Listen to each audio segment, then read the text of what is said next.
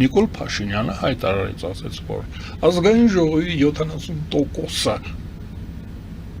ապօրինի է, բայց իմ հավաքած 120,000 ձայնը օրինական է, ես գնում եմ ազգային ժողով 17 թվին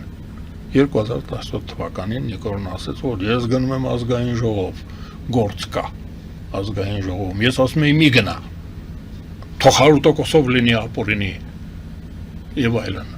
Ինչ տեղի ունեցավ, մի տարի հետո Նիկոլ Փաշինյանը այդ 70%-ին կամ 80, քանի տոկոս է, կարևոր չի, մեծամասնությանը դուրս շպրտեց ազգային ժողովից։